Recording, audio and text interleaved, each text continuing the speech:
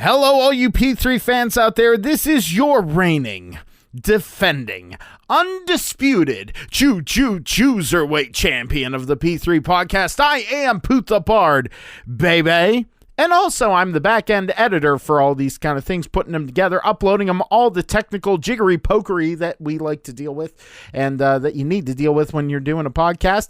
And you might notice, this is not a standard episode this week. We're all out and about, still getting over sicknesses and just very busy people. However, our very own Mr. Tiger, this is where you all yell uppercut, Bomb Tom, has an interview with one Lola Bradbury from RYSE Wrestling. Okay, so this is going to be something really special and very cool, and hoping we can do more interviews like this as we go forward. But until next week, when you actually hear from us four jerks all in the same room together, proverbially, well, in the digital space, we'll all be in the same room together, because I live far away from them and I miss them and long for that. Anyway, let's get to the interview with Tiger Bomb Tom and RYSE Wrestling's Lola Bradbury.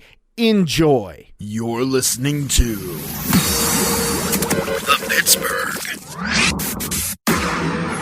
Piledriver. What the hell is that? Podcast.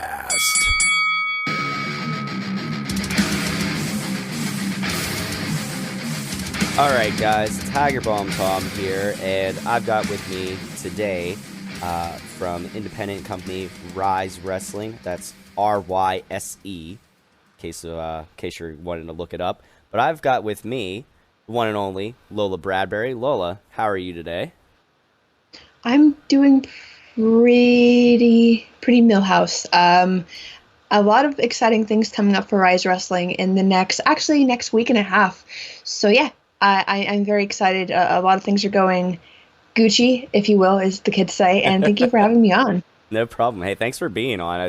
I've taken great pleasure in the fact of doing an interview segment and stuff like that here for the show. You know, for all 5 of our listeners or whoever's out there. No, I kid. So, anyways, shout out to all 5 of you. Yeah, exactly. Hey, we take it in stride. It's small, but it's. We have fun with it, and who knows, it could lead to bigger things one day. That's what matters. So now, Lola does interviewing backstage segments and pre-show stuff for RYSE. Correct, Lola? Yes. Okay. So tell us, all of us, like, kind of give us a little bit of background on yourself, if you would, like, kind of. How you got into RYSE, working with them, and like kind of what got you into wrestling in the first place and everything like that. Oh gosh, if I had like the ability to just montage everything, I would. But luckily, I don't have the. Oh god, what's that Will Smith movie where he's like the wingman for Kevin Smith? Hitch. Yeah, like if I just had one of those like Hitch montages, but unfortunately I don't. Well, okay, we can start with how did you first get into wrestling? Like what got you into it? I got into wrestling, I guess, pretty late for most people, because like a lot of people watched it like as a kid, or like older adults watched it, you know, from the very beginning. I went to my first independent wrestling show in 2014. And like just for something to do during the summers, I work concession. I help set up, you know, chairs, help tear down. And it's not fun, like selling concessions in like a sweaty, hot ass gym. It's disgusting. But like the experience looking back on it was pretty cool. So I did that for a little while. You know, I was only going to one local promotion for, until 2017, early 2017. And I just loved the environment. It had grown on me. I didn't get watching the WWE product until late 2015, right when AJ debuted at the Rumble. That's really? About the time I came. Yeah, I got in really late. Okay. And I love the environment. It was something for me to kind of socialize, because I'm still a homebody, but like the only social time I really get is during shows. And the crowd just kind of grew on me. And just the connection of us all enjoying something, watching people beat each other up, and just having a good time, I think was really important and something that I had never experienced before. And then in 2016, I got to go through the curtain for the first time.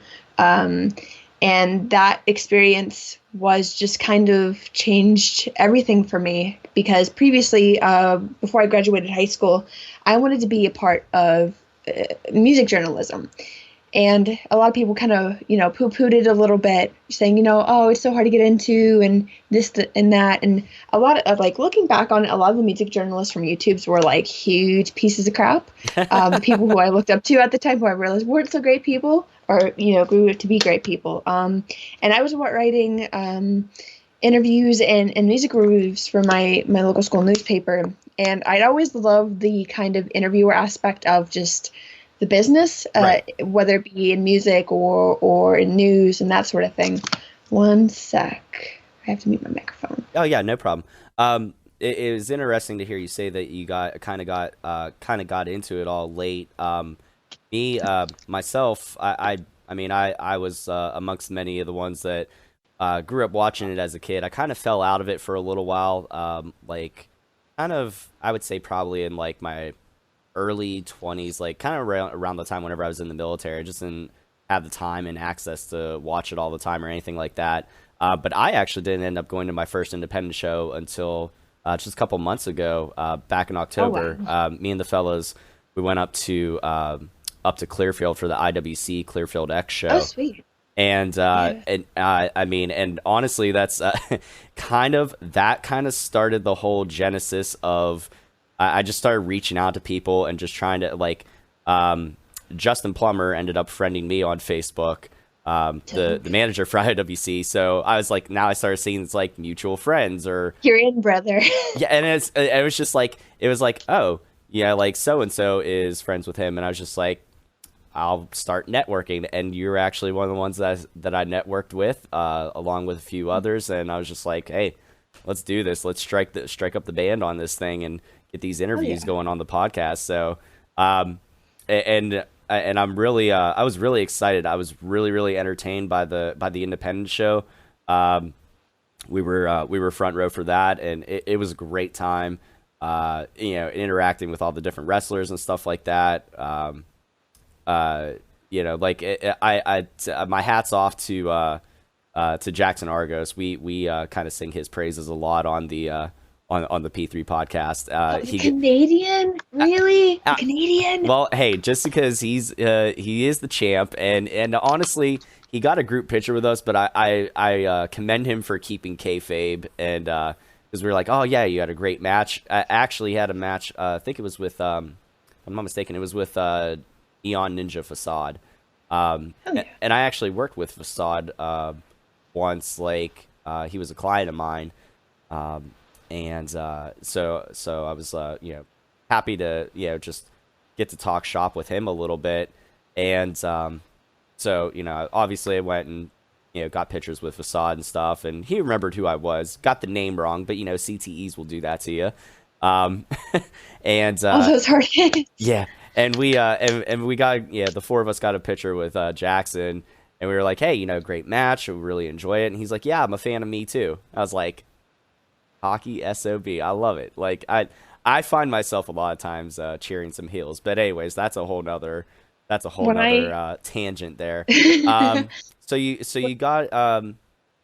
were doing a lot of stuff with it kind of gearing towards the interview aspect of it. So take us through like how you kind of got your foot in the door with RYSE doing that. It was really weird. I got into interviewing just kind of through high school, just as a brief interest where music was a huge escape for me. I really gravitated towards music. I was one of those kids in high school. I'm so inner emo. I haven't gotten rid of that. I haven't grown out of that, unfortunately. But I originally, I had to leave wrestling in 2017 because of health issues, and it really debilitating.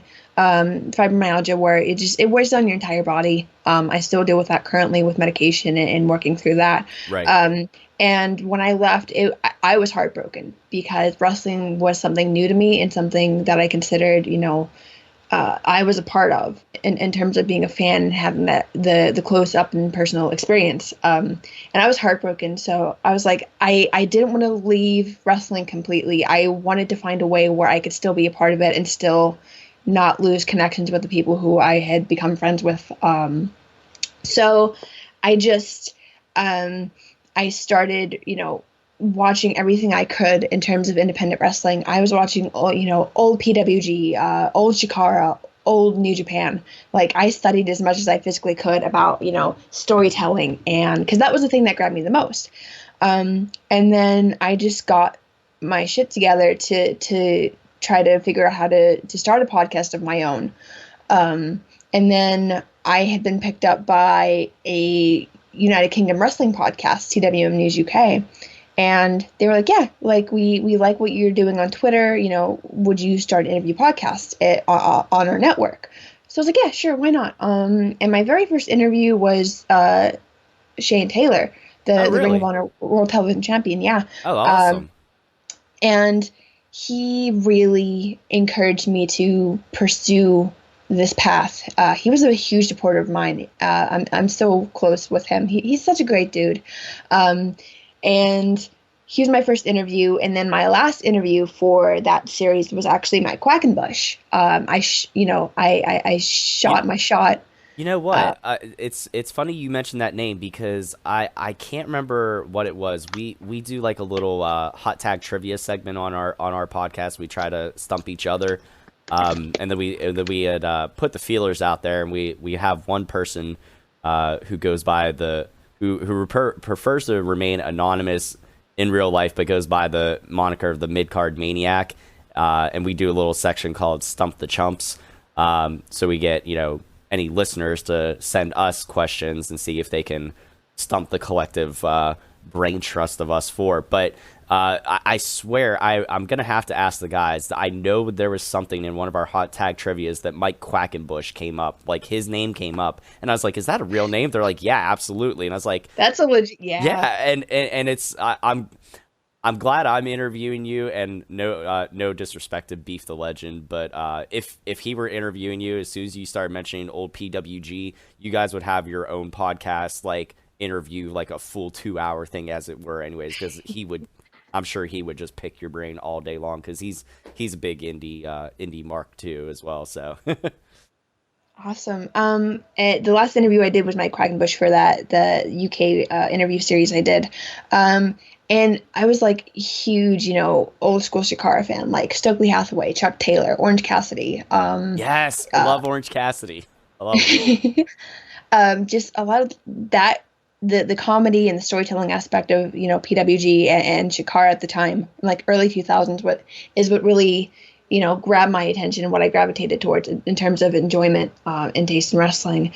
And I was just like, hey, I would love to work for your company someday. And he was like, yeah, we'll see what happens, like the company shtick. Yeah. And I didn't hear from him until 3 months after. And he was like, hey, our main interviewer guy is going to be out for a wedding on so-and-so date. Do you want to fill in for him? And the only work I had under my belt was an interview series. Like, I had no prior experience. Just me talking crap on Twitter and live tweeting and doing the podcast. And I was like, I have to get back to you on that. So I discussed it with my parents. I was like, hey, Mike Quackenbush wants us out in Philly. Like, what are we going to do here? Because I originally was supposed to go out for King of Trios weekend, but I wasn't able to make it because of my dad's work. So we ended up aiming for It Came From Beneath the Kitchen Sink on September 20-something last year. Okay. And we had to make plans, and he set me up pretty good. And I hadn't been to a show in the span of like almost a year. So like I was making my official interviewer debut coming back from all this health junk, essentially, which was really scary. So I got to Philly, we checked into the hotel, and I literally stumbled into Shikara because when you enter the building, there's a step up because it's in like an industrial kind of neighborhood. Okay. And all the buildings are kind of like put together. So I physically trip into Shikara. And no. Like their costume designer, Roy Gulak, Solo Darling, and a good handful of other Shakara talent just immediately looked at me, and I hear, "Is that girl from Twitter?" And I'm like, "Oh God, like, Oh no. what do they know about me that I don't know about myself?" Because they're staring physically into my soul. And it was really cool. They were really, really welcoming to, what I was doing and my hard work that I had put in. And it's so surreal when you hear it, because Rory Gulak and Drew Gulak are like essential Shakara legends. Same with like Ono and all the others. And he's like, "Yeah, I really enjoy your work. You're doing a great job." And it's like, dude, like Rory Gulak likes my work. Now, okay, Like I was actually just about to ask if Rory Gulak was any relation or somehow associated with Drew Gulak. Because I admittedly I'm not very knowledgeable on the indie scene. And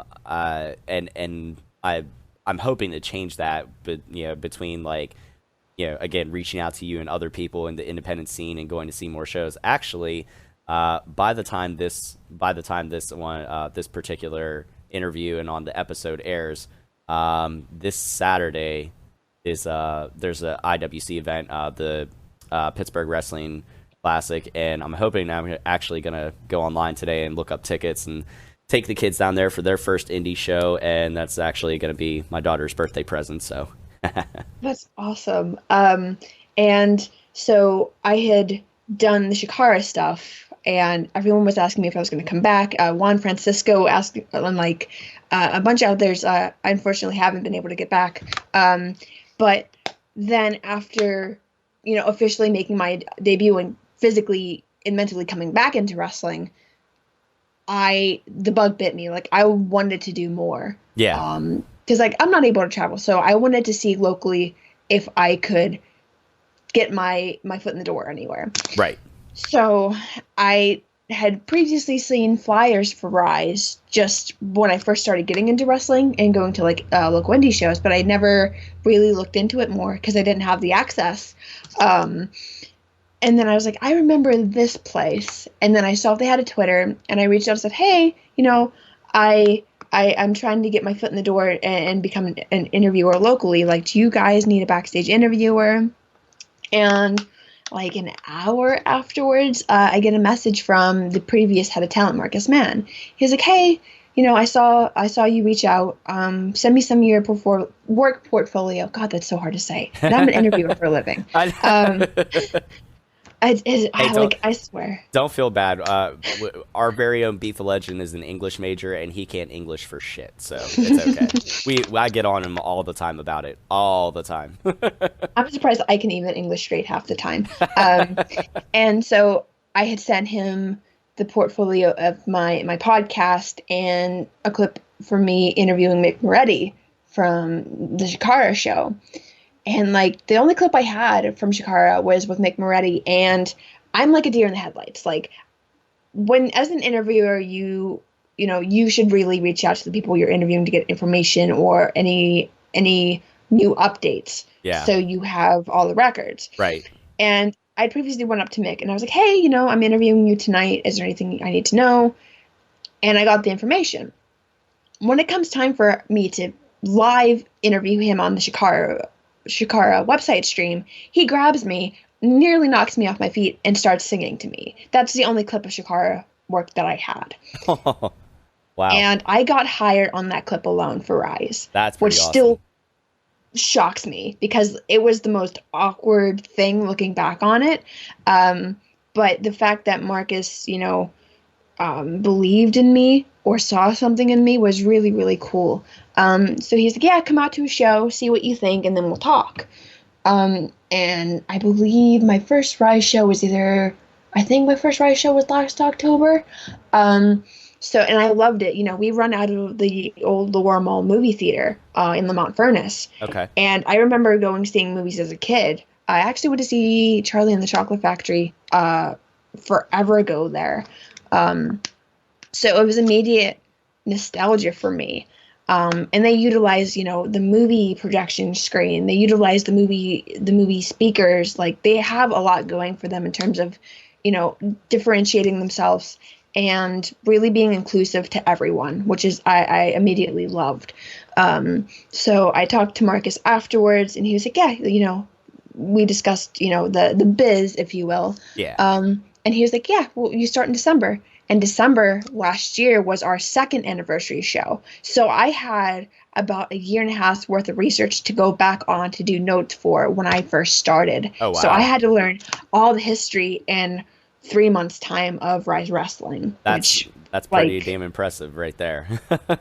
It was, oh my God. The one thing I love about my job, it's not really a job, but I enjoy it so much, and I get to, basically be a storyteller for the people in the locker room, informing people, hey, this is what you missed, and finding creative ways to go about showing people and telling people what they missed. Absolutely. It's really cool that I can be the conveyor, if you will, of things. And one thing I do have to give a shout out to Lee Moriarty, because he really vouched for me to get me hired at RYSE. And he's been a really cool mentor. A lot of people in the RYSE Wrestling locker room, when I first started, have been really great mentors. My first RYSE show that I actually started, Super Hentai was around for building up his match with Brandon K for the second anniversary show. And he immediately took me under his wing, which was really awesome, because having a veteran of Pittsburgh professional independent wrestling since the 90s taking you under their wing says a lot. It speaks volumes. That's a big deal. Anytime, to use the term anytime you can get the rub from, whoever, that's a huge compliment. And especially somebody being, local like that, and just you're new to this all and everything like that. That's a huge compliment. And, that's really awesome that he was able to do that for you. Yeah, it completely caught me off guard, because if you don't know me, I'm very, very shy. Wrestling has changed that. Wrestling has ruined me for the better in that aspect. No, that's awesome. That's great. It's so cool, just because, I get to be in an environment where we're all out to help each other, because local wrestling can be very competitive and very kind of catty on occasion, and it's we're all doing the same thing, and why not help each other? And we do that at RYSE. And with RYSE too, we break boundaries of intergender wrestling. We showcase intergender wrestling. We are very inclusive to everyone. We don't discriminate. We don't turn someone away. Right. And it's you can come to RYSE Wrestling for a good 2.5 hours and escape, no matter who you are or where you come from. That leads us actually into a very good topic. Seeing as how you got into that you kind of got into the wrestling and watching and everything like that. You said around 2015. You're kind of you kind of missed out on all the old stuff that a lot of the female wrestlers had to go through and stuff like that, or how they were being utilized, how poorly they were being utilized. And I'll say, admittedly, for a while, at least watching the WWE product, if there was a time where there was a quote unquote divas match on, and that I think really speaks volumes too. Whenever they changed it from the divas title to the women's title, I think that was I remember that. Yeah, back whenever it was still the Divas title and there was a quote-unquote Divas match, it was all right, bathroom break. I'll be the first one to admit that. It just, there wasn't a lot of, they didn't give them the opportunity to have a lot of good storytelling and stuff like that. And so you kind of got in right around the time with the whole women's evolution, revolution, stuff like that going on.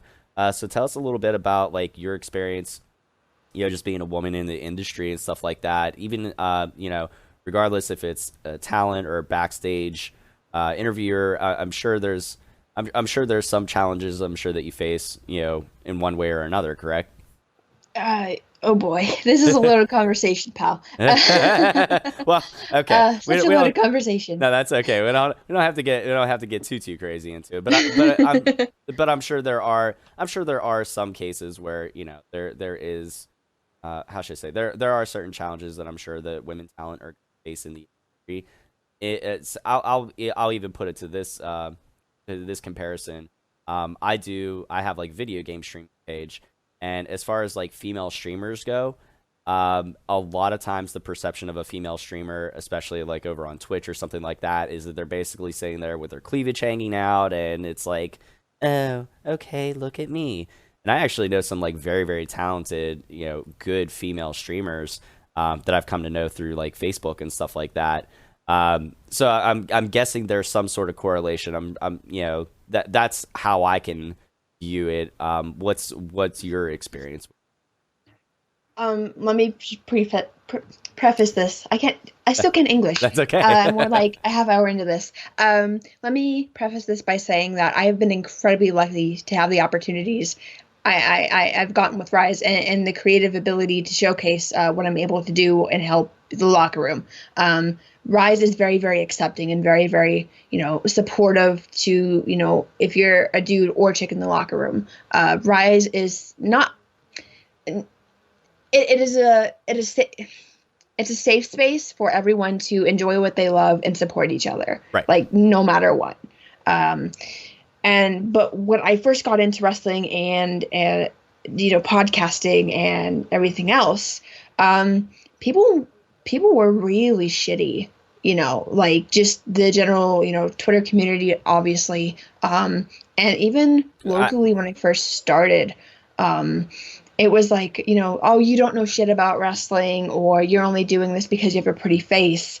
And I tweet about it a lot because one of my first experiences when I left something very, very toxic, before I knew what the wrestling community truly was, people told me and harassed me for a little over a year, telling me I would be nothing without a man's help or nothing without, showing my body or wow. anything else like that. And it still really messes with me and drives me to become and make wrestling a better place for, pave the way for younger girls behind me or that sort of thing. And the people really. I was gonna say that the thing is like you look at it nowadays, and I mean, I watch a lot of women's matches that they outshine the guys, or the storyline's better, or the character's better, or you look at somebody on commentary or backstage interviewing and stuff like that. Like somebody like Renee Young. When I heard that she wasn't on the Fox commentary team whenever they moved SmackDown on to Friday nights, I was like, "Are you out of your damn minds? Like she's awesome. Like what are you doing?" And it's just, again, it's one of those things. I'm a firm believer. If it doesn't matter what your background is, what your gender is, or anything like that. Like if you can do the job, that if you're the best person suited for the job, then that's it, plain and simple. Yeah, and a lot of people, I think there's a lot of different branch offs and kind of psychological, explanations to why people are the way they are in terms of being, very toxic in wrestling. Oh, that's a whole nother. Oh yeah, that's a whole nother conversation. Without getting into too much. Yeah. And when I first started, I did the work. My work ethic is very different from a lot of people's work ethic. I take a full month between shows to prepare for the next. I don't give myself any time off to do much. Like wrestling is my main focus right now because I was belittled and harassed and stalked and a lot of horrible things when I first got into trying to get my foot in the door in terms of, wrestling podcasts, where it was a solid force to drive me to prove everyone wrong. Because when you are coming in to any sort of industry with a sexualized, I'm trying to think of the word, perception of your gender. That kind of the mindset, like, that for the longest time, you're coming into a typically male-dominated field and stuff like that. Same thing with the streaming community. On the inverse side, I kind of get, I've kind of gotten this. I've been fortunate with my job as a massage therapist, but you look at that, like massage therapy, nursing, stuff like that. That's typically more of a female-dominated field, so you kind of get there's kind of some different perceptions about that too. But coming into a male-dominated field, you have that perception, like, oh well, females are the only good, they're better as valets or whatever, or managers and stuff like that, and obviously, Oh, yeah. People like yourself and other, other female wrestlers and stuff like that are proving everybody completely wrong with it that even think that way. You know what I mean? Yeah, and the thing is, when you come into a male-dominated field as a female, you have all the odds stacked against you, no matter what, no matter how much work you put in, or time, or blood, sweat, and crying you put in. Yep. No one cares unless you, one, stand up for yourself and not take any crap, and two, if you put in the work and prove that you can be great at what people think you're just there to be a face or a valet or a manager. When I first wanted to be in wrestling, people told me, "Oh, you're so pretty, you should be a valet, blah, blah, blah, blah, blah." And it's like, yeah, but one, that's so oversaturated, and the perception of valets anymore is kind of horrible. And, I've heard a lot of stories where when people came in as valets, they weren't treated fairly whatsoever. They were treated like garbage. Oh, I don't doubt that at all. I don't doubt that at all. And, there is three different things, perception-wise, that you're kind of stacked against when you come into wrestling as a female. One, your work ethic. Two, your body image. And three, especially your body image. And three, dealing with those quote-unquote boys who still have that very old school mindset, like the Tessa Blanchard and the Sandman stuff that just recently came up not even a couple days ago. Those are three things that you're really truly working against. I actually just heard about that. I was dropping off my kids on the bus this morning. I think it might have been, no, it was a little bit after that. I was in the car. I had to make a quick errand. And I heard the tail end of something about that, about the Sandman making comments saying that he doesn't feel like that. Correct me if I'm wrong. He didn't feel like that the majority of wrestling fans were ready for females to like main event stuff. Is that basically what it was? Yeah. Okay. Yeah, you hit the nail on the head with that one. Yeah, and I caught a little bit, but then I was like getting out of the car, so I had to turn it off. I guess he was more or less saying he's like, I'm not saying that's from what he's saying, supposedly that's not his, like, he doesn't feel that way, that he's not ready for it, but he feels like a lot of people are in that mindset, which I can see, because there are a lot of people in that old school mentality, or have some sort of old school mentality one way or the other, that they feel like, I'm not going to give him too much time or praise. I'm not going to give many praise, honestly, but the Jim Cornette mindset. Oh, yeah. We'll leave it at that. Okay, but you get there definitely is some things stacked against you, but I'm glad to hear that it sounds like that things are definitely a lot better than when you first came in, and definitely have some good opportunities there in RYSE. That, and you have to find the right people to click with that appreciate you for your work and who you are. Absolutely. That is a big part of it too. And one thing I find really funny, and then we'll get to actually the RYSE anniversary show next weekend. But when I first came in as an interviewer, I wanted to prove my work ethic with all the time and research I put in an organization. That is also a big thing too. Like, if you're going to do a job like this, you need to be organized and over-prepared at all costs. In case, if technical difficulties happen with live streaming on the RYSE Wrestling pre-show, you have to always have different mediums as a backup to convey stories and notes or slideshow presentations. Like, you always have to be prepared for anything and everything. That, I think, like, I'm an OCD overthinker, so that kind of plays into it. I'm always preach on, sister. I'm with you on that one. I'm always prepared no matter what. And one thing too, a lot of people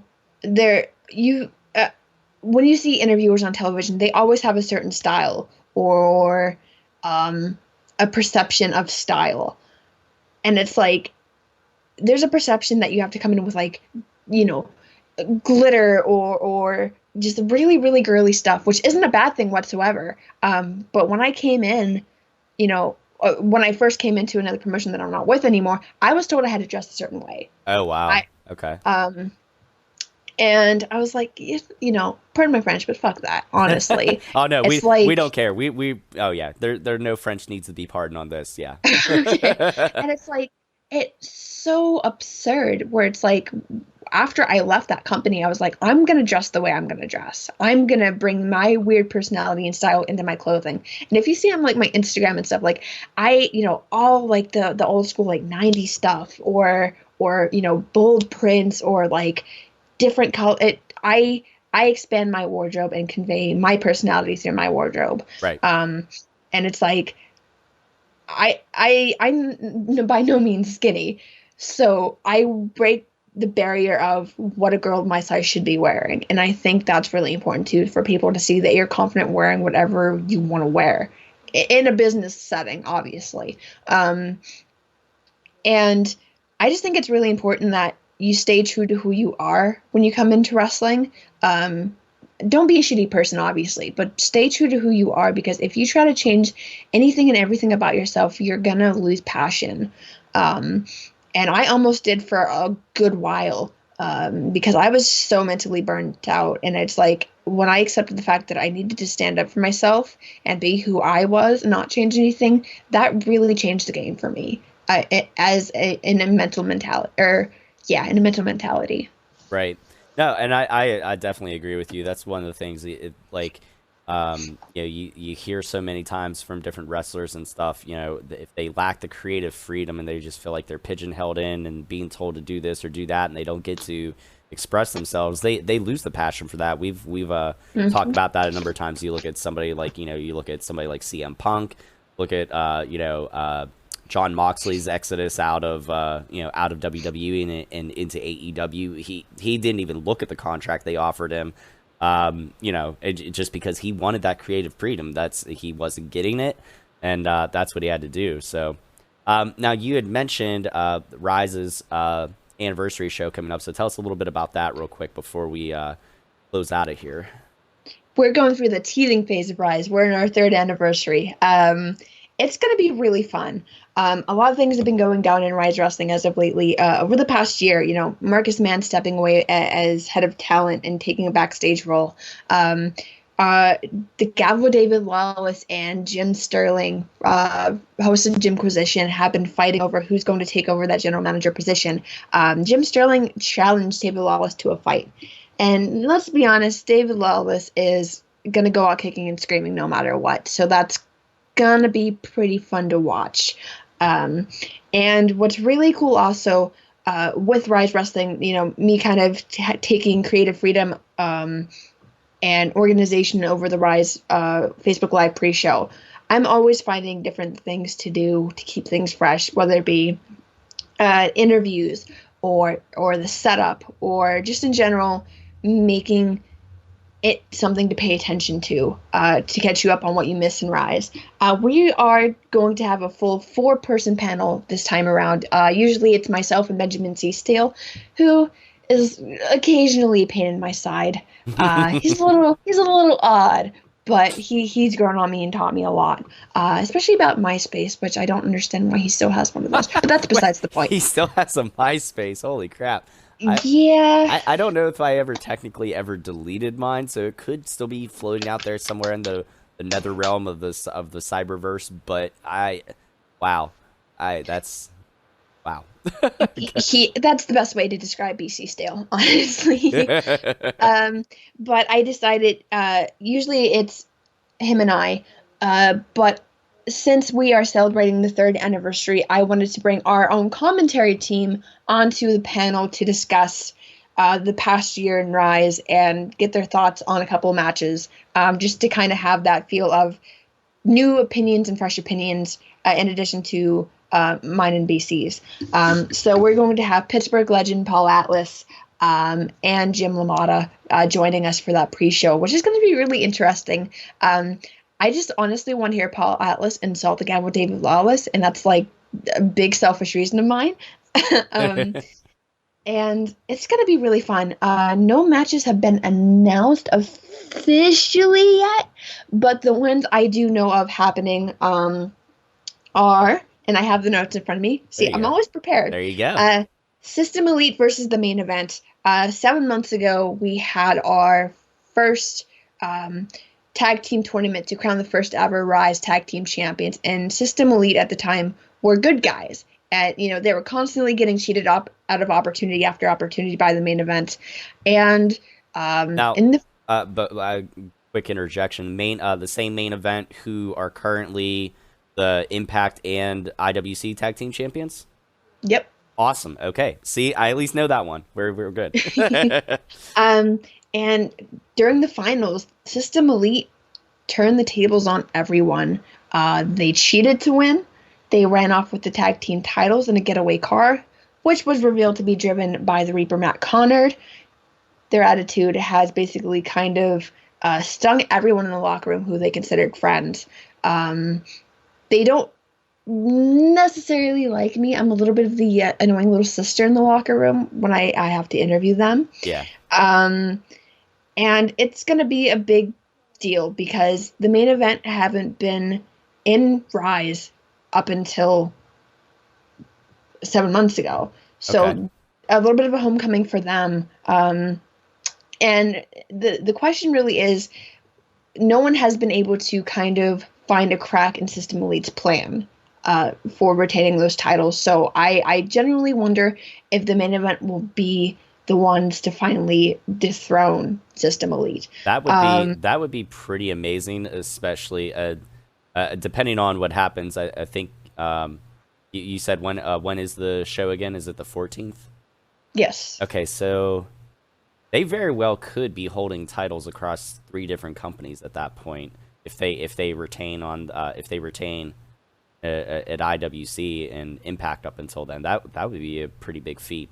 It'd be pretty impressive. Yeah, the main event, they are workhorses. They travel anywhere and everywhere to get the goal and show what they're capable of as a tag team.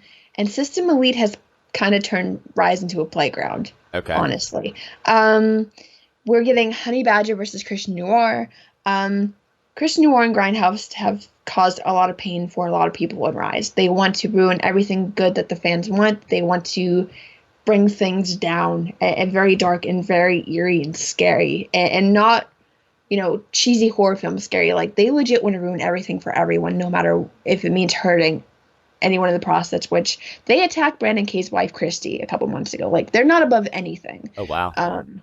And, I've had my dealings with Grindhouse, and someone has been sending these graphic images and messages to Christian Noir, Ted Bundy things and people being lynched and eaten alive. Like, it's some graphic stuff.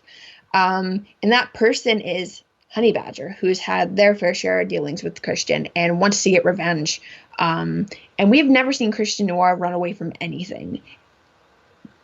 And the thing is also, he's very dangerous, but when he's backed into a wall, who knows what he's going to do, which worries me. It's just going to be interesting to see if Badger has completely thrown Christian off his game, because no one has ever done that in RYSE. The return of Sean Phoenix, who's also from IWC, right. He posed an open challenge that has yet to be answered. He's making his official RYSE comeback at the anniversary show. He's never wrestled for RYSE on an anniversary show, so it's a huge comeback for him. And that's pretty much all I am aware of for the time being. Match graphics should be out fairly soon, because I got to get my notes done for that. And yeah, it's going to be a really fun show. It's going to be, celebrating 3 years of RYSE, a company that is changing the game in local independent pro wrestling, in terms of, showcasing that intergender wrestling, showcasing, anyone and everyone is welcome to join us and enjoy wrestling and have that support of the RYSE family behind them, which I felt very, very deeply in this past year. I've been with RYSE for a year now, which is insane to think that they took a chance on me, and to see, they've really helped me step up my creative game in terms of what I'm capable of doing creatively, and just helping, with interviews and just kind of being myself, being a weirdo, but also helping them convey and be a storyteller. Right.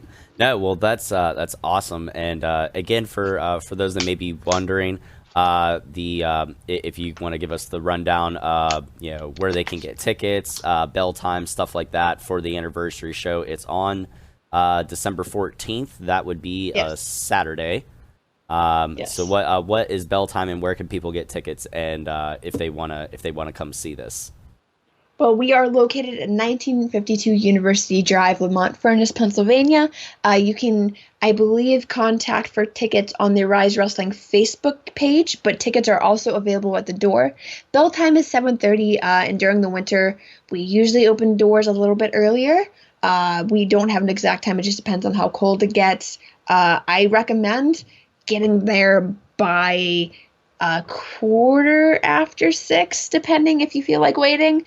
But yes, that's where you can get tickets. You can also follow us on Twitter at @RYSE_wrestling. Same on Instagram, where we post interviews and promos and match graphics, where you can catch up on the full history of what you might have missed in RYSE Wrestling. You can catch the previous pre-shows with myself and Benjamin C. still on the RYSE Facebook page.